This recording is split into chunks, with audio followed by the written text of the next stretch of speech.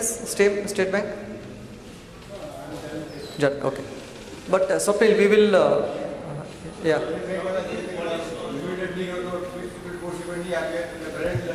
શેની વાત કરો? હા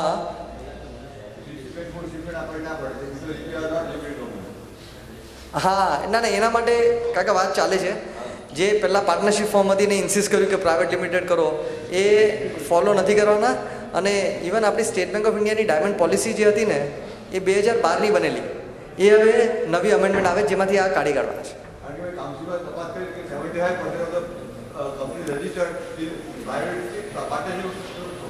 કરેક્ટ. ના એના માટે આપણું એવું કાઉન્ટર રેકમેન્ડેશન છે કે 500 કરોડનું ટર્નઓવર રાખો, કાં તો 100 કરોડની બેંક ફાઇનાન્સ, એટલા સુધીને તમે ઇન્સિસ્ટ નહીં કરો.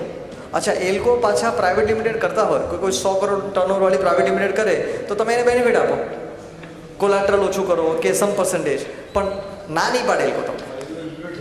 હા એટલે અત્યારના મારે ડીજીએમની સાથે જેટલી પણ વાત થઈ ને એમાં એ લોકો અત્યારે કોઈ અટકાવતું નથી. None of the proposals are stop because of this.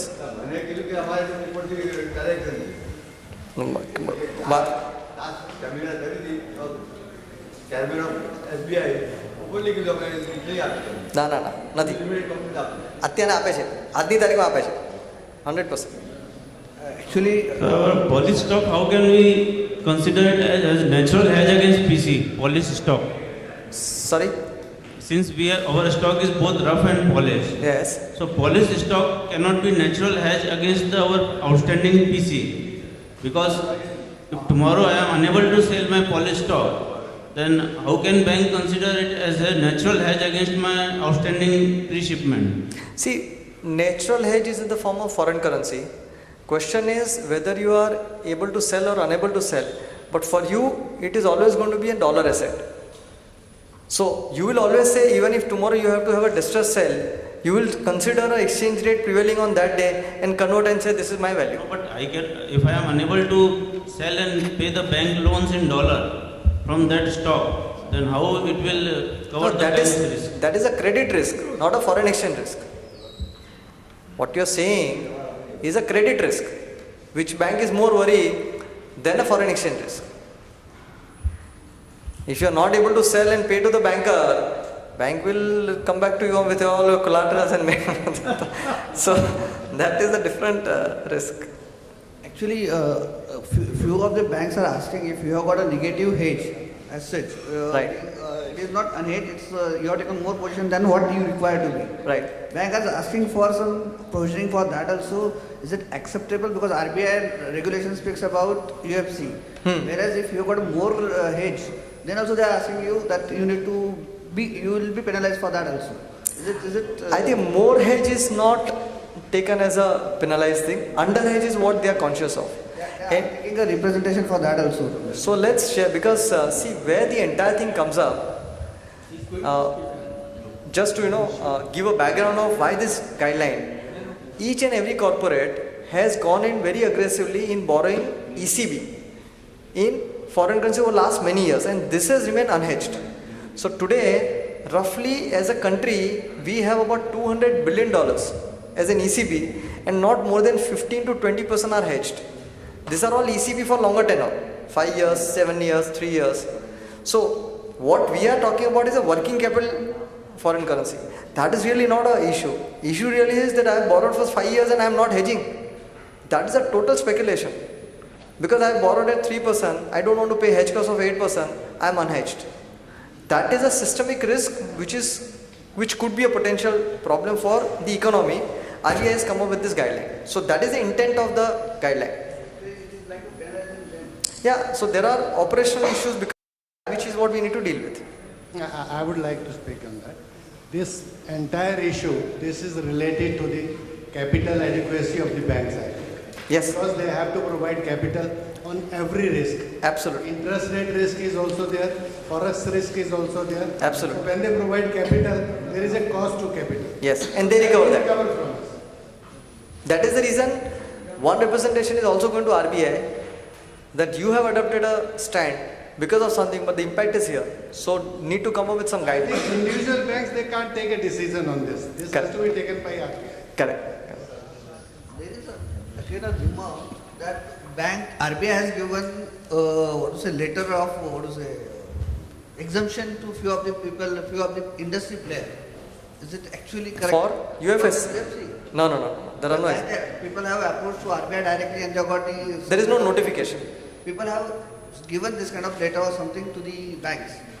There is no notification. Is it usually you need to go or it is like a DJPC will represent us? That is already happening. GJEPC representation to RBI is already happening. There is no sanctity to what you said about other industry getting this. Actually, I have got this from one of the bankers. He said one of the client of theirs has got a letter from RBI. Notification मांगो ना. Ask notification. तो नहीं है. Got some exemption letter. Not body that. Exemption cannot be in a private domain. That's the question. So there is no publicly notified circular or anything. So as such no, but yes, our representation to RBI on this count is happening. We'll soon know the outcome. Otherwise, bank to bank we continue to deal. Actually, they have removed stock from there and stated that this is accepted by RBI. Yeah, but in fact, a lot of banks have actually accepted. See, this issue is only one bank. If you see other banks, none of them are charging penal interest. They are actually in that case they are taking one declaration. That's That what I'm saying. So, declaration is actually you cannot see whether calculation wise what rate you will be taking for a calculation of a stock.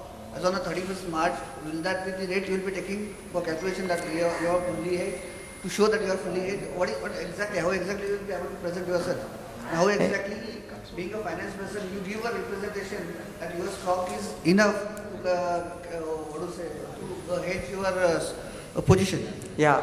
So, see, there are few banks, and I know I can name them also. Yes Bank, IndusInd Bank, RBS. They all have understood the nitty-gritties of the trade. They have accepted. Whatever you submit, they will take a declaration. There are few banks which are driven by internal policy guidelines, and hence all this interest and everything, which is why we need to deal with them.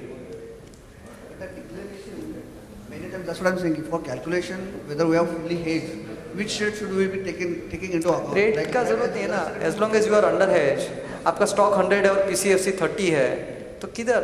I mean, bankers are asking a ulta question. Why 30 is export? I am saying it is more than available by our stock. Those are the banks who are asking you your overhead. Overage में issue नहीं है, but anyway, let's deliberate. Only last question. Yes. Regarding this personal guarantees, you see a lot of companies, SME companies particularly, they have limited bank finance. Yeah. Entire stock is hypothecated, all receivables are hypothecated. On the top of it, they might have taken the property of office where they are situated. Yeah. So all these things becomes 500% than the limit what they have sanctioned. Even they are insisting on personal guarantee of all the partners. Yeah.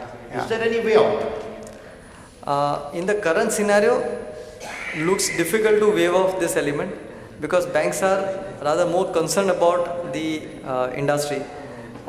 Representation can be made, but generally personal guarantee, especially on a partnership firm.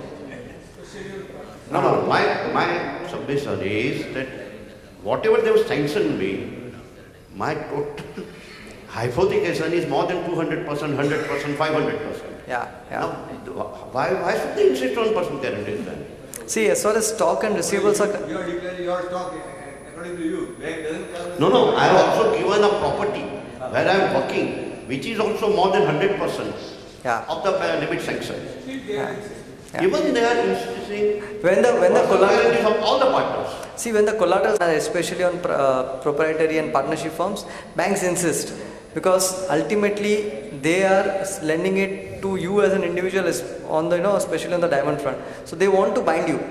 The whole intention is that you as an individual promoter or a partner are bound with the banks on a personal ground. So they insist. You have a collateral more than 100%, you can definitely have a representation. Removable property collateral is more than 100%. So there is a strong case that you have. Stock and Accusing. stock and receivables is not part of that collateral percentage. Okay. It is a asset against which they are giving you finance. So this is a working capital finance. If you ask banks have less reliability on the stocks and the receivable that you may say they are funding. But that's the reality. Okay. You.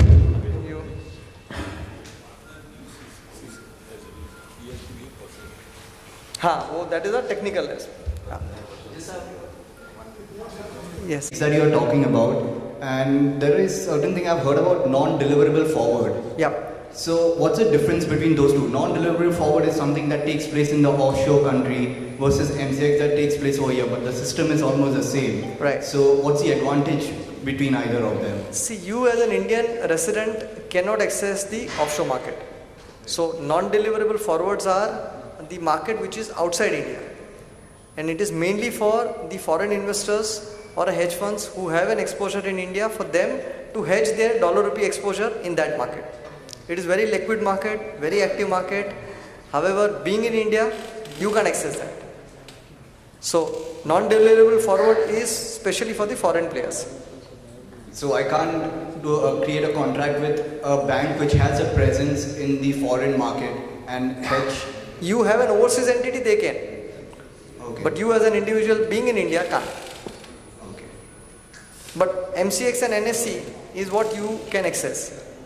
Okay. Everybody, seniors of the diamond market and my colleagues. And today we are discussing here about how important and how relevant the foreign exchange and the bank's rates and so many things in this forum. I always consider diamond industry, which has contributed a lot to the global trade, and it is very close to my heart. And shortly, at least within a year, you will see a lot of relaxation, including payment of PCFC to a certain person, 10%. You can pay out of rupee without any penal charges. And you must have heard yesterday that there is a lot of derivative products is coming, and which all of you, small, medium and large exporters, can make use of it. I have a privilege to work in the bank as well as in the consulting, seeing small exporters, medium exporters and large exporters from various sectors. For the diamond trade, it is more important because you import and you export. Your turnover as a global trade export is just 10%, but transaction wise it is around 30-40% of the forex turnover. What thoughts comes to me is, diamond trade itself needs a bank of its own. You can think of a diamond bank in India because that is a huge volume. And the diamond trade requires a lot of encouragement from banks for the transactions. Ours is the one country where transaction cost is highest if you compare to any countries. There is a case to make, so there is a unity should be there, and as an organization you should represent. And one more thing you heard yesterday, that it's a matter of time that rupee may become convertible. Once it becomes convertible, all this transaction costs, everything will come down. Okay? I would like to thank the organizers for giving Almas this opportunity to represent, and we are always with this industry. To Govardhan, Maulik, Jairam and me, we are all associated with this industry from more than 2 decades. And in fact, Reserve Bank called me 3 years back. Executive director was there, 2 CGMs were there. 2 hours I spoke to them what SMEs needs. And most of the things they are implementing. So banks are charging more. We have to be careful. It's going to be a free market soon. Thank you. Every one of us, and thanks for the opportunity.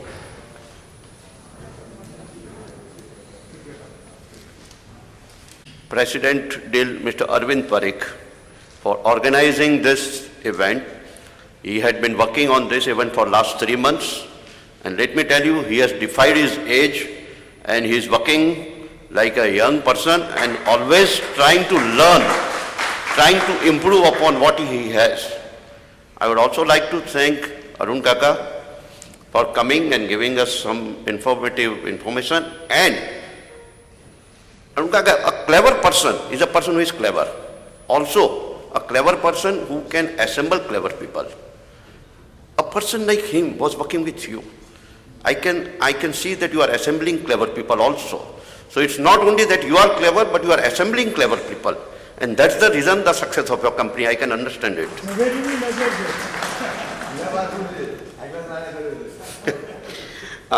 Let me also thank Bharat Diamond Bourse, its entire managing committee for providing this space and premises. Of course, Maulik, what you have given, I mean, this information, we have learned a lot of things. Of course, I'm in this business since last 44 years, but certain things even I was not aware. Let me thank Maulik, Mr. Krishnamurthy, Mr. Venkatesh, and Mr. Govardhan for organizing such a useful seminar. I would request Arvind Bhai that I think that there are a lot of people who are missing today, and maybe you can organize something after some time, and maybe this word of mouth information will go to a lot of people. Next time, maybe more people will come and take advantage of this. Let me thank also the event management, Sunshine, and all the members of DEAL and Bharat Diamond Boost. And finally, like our Prime Minister says, thanks to all Mitro for coming here. Thank you.